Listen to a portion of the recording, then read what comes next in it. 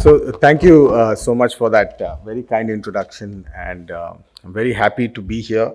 I should thank Rohini, who's not here, and Pramod ji for extensively following up that I make it. I'm very happy that I'm getting this opportunity to talk to you all. Like he just shared, I'm very fond and very excited about sustainability.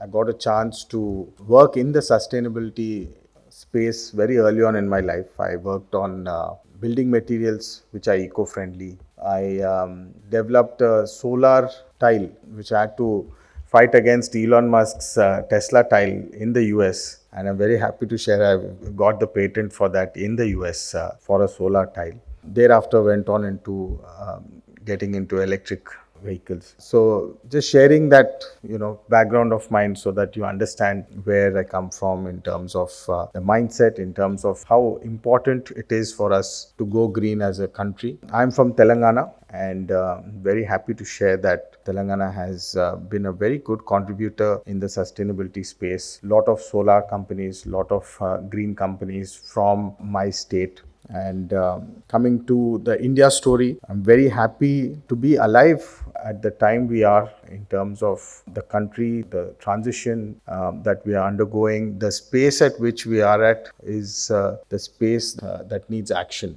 I think we are no longer at a time where we just share ideas. We really need to implement those ideas. And Netherlands, of course, is a great story in terms of understanding how to adopt green solutions, how to really push forward. I do know, I think it's been a while since I visited, but I do know, I keep reading about how aggressive Netherlands has been in terms of adopting the whole green revolution, in terms of electric vehicles, in terms of green energy, and in terms of the charging infrastructure. So we are really from the India space, we are undergoing it right now as we speak. We are seeing a lot of initiatives, a lot of new ideas that are being proposed. I'm happy to share with you all that I'm actually part of the Science and Tech Committee, Parliamentary Committee as well, and also Heavy Industries Committee. So we do actively engage with a lot of public sector companies, lot of the oil companies as well. So a part of my job as a committee member is to put pressure on, PSUs, be it NTPC or Indian Oil or many of the other, companies, wherein we actively give them targets. We keep trying to push, from our side, from the committee side, we actively try to push them in terms of how can they adopt greener practices. So we really need to look at Viksit Bharat 2047, what the government is working towards, about quality of life, sustainability, and how we can achieve that with the decisions that we take. The big elephant in the room is obviously the Delhi AQI levels. We are all seeing a very serious situation. I myself I got my kids for the winter session, very small kids, 6 years old and 3 years old. And within a week, they started coughing, and they had actually seen a live example. They've seen the change in terms of how the AQI levels are impacting us. And really, we need to come up with an action plan.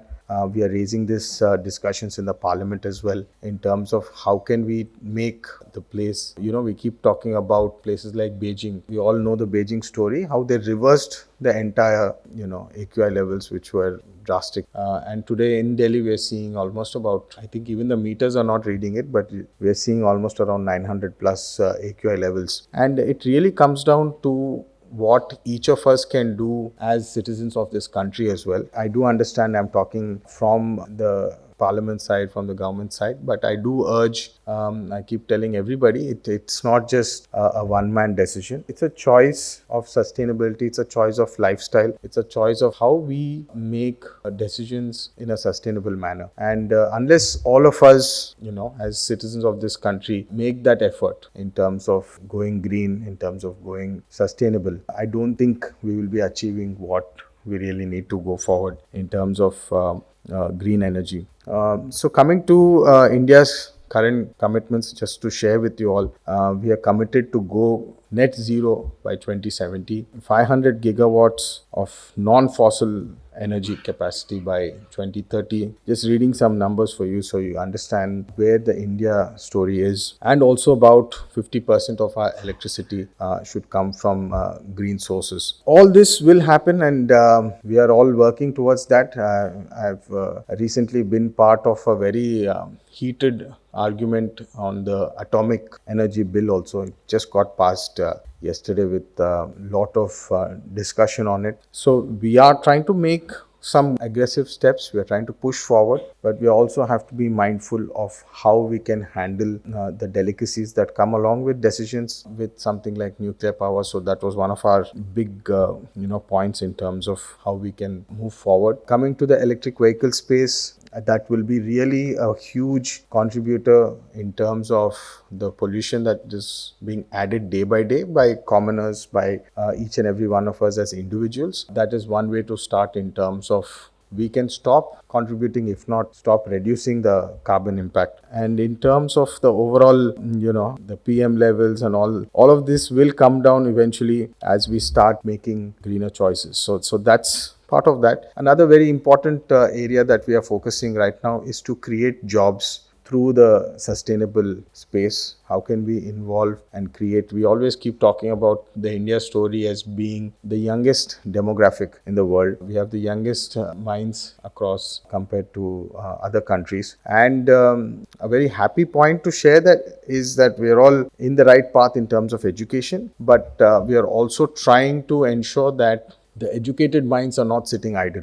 So we are trying to see how we can club the sustainable revolution, the energy space, also with using the talent that we have within the country in terms of engaging the young minds so that they're not unemployed. So that's another very interesting space that we're looking at. We recently launched ELI scheme. Actually, I had the opportunity to talk on introducing that also in one of my first speeches in the parliament. I had an opportunity to raise the point of saying we should have ELI schemes, which is employee linked incentives, rather than PLI, which is production linked incentives, wherein we should incentivize companies who can create more jobs rather than just boast off in terms of production levels. So that was something very interesting, and happily enough, I'm happy to share that the government did take that forward and launched a ELI scheme. So these are some of the initiatives we are taking in terms of what we can do and how we can add to the larger story of our country. And I'm very happy to be interacting with the Netherlands team. I always keep saying the Indian diaspora across the country, across the world, you are our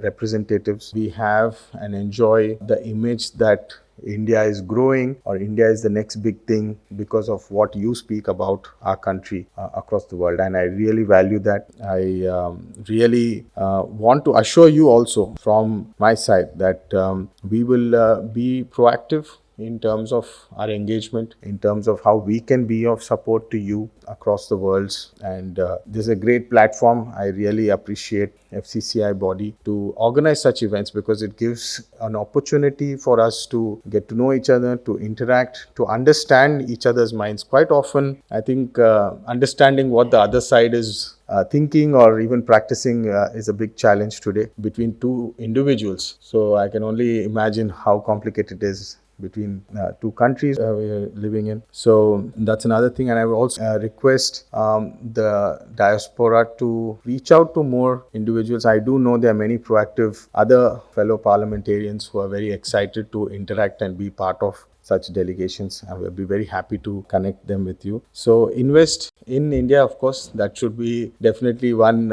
big proposal from my side to the Indian diaspora. A lot of things are changing in India, and India values your success. India values your ideas, and we value the partnership that we are having with the Indian diaspora. And I can assure you from my side, whatever possible in my capacity, I'll be very happy to be of any support I can. So thank you very much for this opportunity, and Jai Hind.